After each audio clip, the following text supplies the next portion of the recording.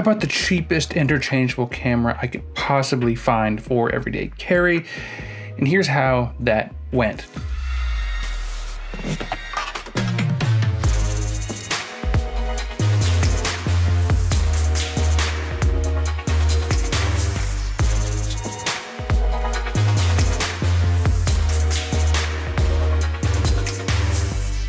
The camera in question is the Lumix GF3, an ancient camera from the days where Micro Four Thirds cameras looked more like this than they did this.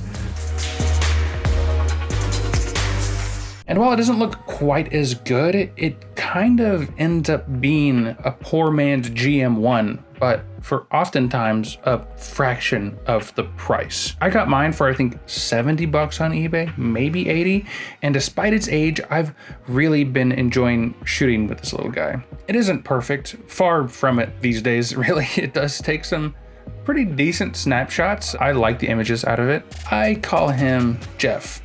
Jeff, get it? Anyway, this camera is nearly 15 years old, has a 12 megapixel Micro Four Thirds sensor, a fixed screen, it shoots RAW, JPEG, has basically zero controls, and some very basic functions and menus.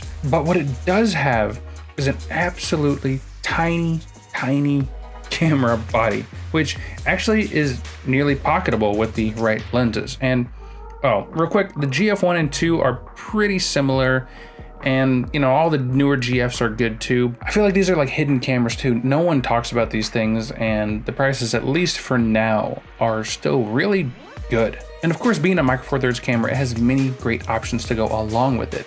Some of my favorites are, of course, the kit 12 to 32. It's pretty good.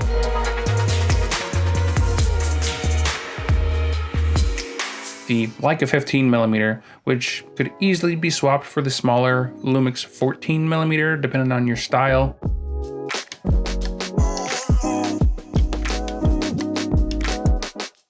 You could even get away with larger lenses like the 14 to 140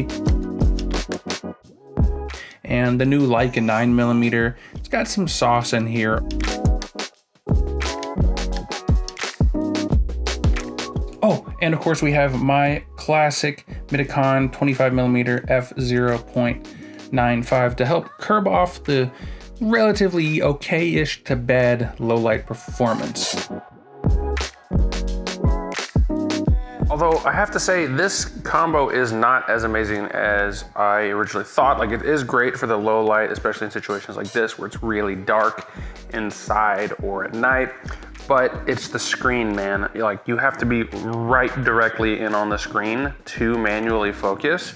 And if you're at any kind of angle, it's impossible to see the screen. Even if you're eye level really close, it's a little difficult to see what's in focus and what isn't. So the manual focus experience on this camera is actually pretty bad.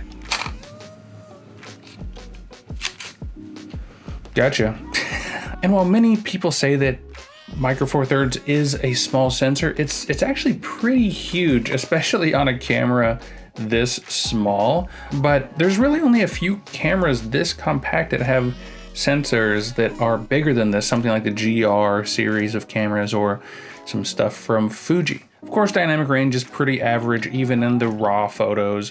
Pretty bad, but workable if you get it just right. You really want to be rocking that exposure. And while the controls and menus and everything are very limited, it's all to cater to the smallest size possible. This has a pretty nice thumb grip in the back and grip on the front for your fingers as well. So it's actually super easy to hang onto this thing with just 2 fingers for the most part. And this is all alongside a touchscreen, which I was pretty surprised by.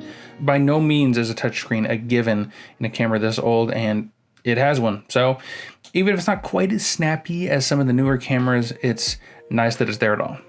By the way, the screen on a lot of these looks pretty rough. I don't know if you can kind of see it, but there's like a kind of, it's hard to exactly say, but on a lot of listings, it's gonna look pretty rough.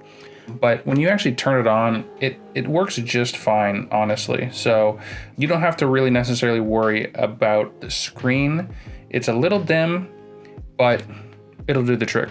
The operation is pretty easy though. There's sort of a digital scroll wheel that you can go by and through really quickly. You operate by double tapping the menu and just sort of scrolling through those record modes. Speaking of, you know, these cameras really do shine in priority mode of some kind.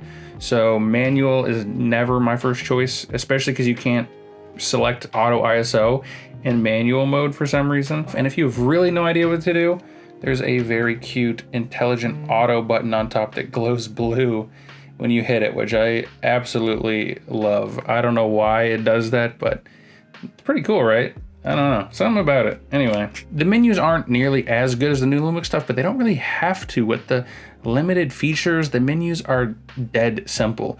My favorite detail is there's in the video menu, there's something that explains that the motion JPEG video mode is the best video mode for email. Nice.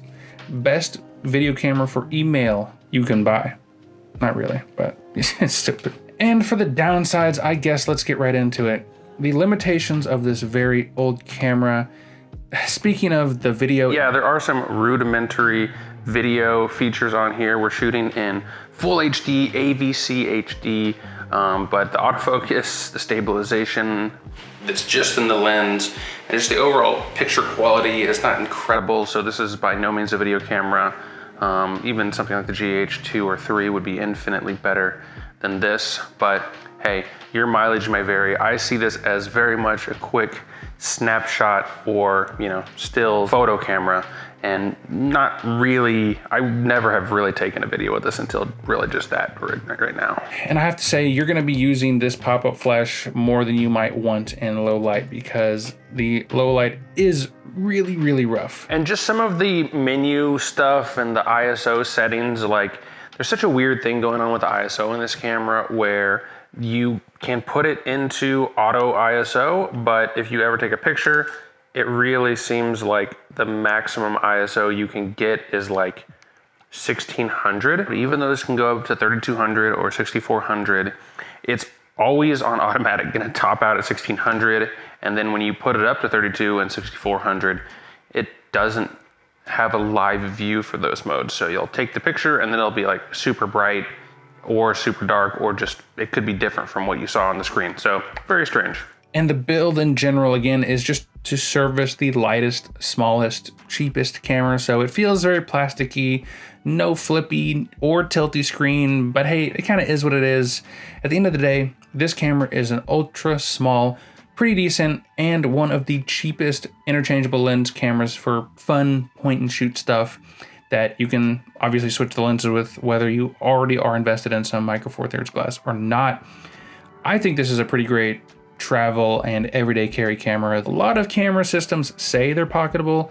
Not a lot of cameras and lenses can actually do that, and this is one that can. Especially for under $100, it's hard to go too wrong with little Jeff here. So anyway, thank you guys for watching. Leave some suggestions on some other super secret low budget cameras down in the comments below. If you know of some, or maybe some have floated under the radar. If you found this video helpful, educational, or entertaining, please feel free to like the video, subscribe. And if you do subscribe and want to see more videos, I'll see you there. Peace.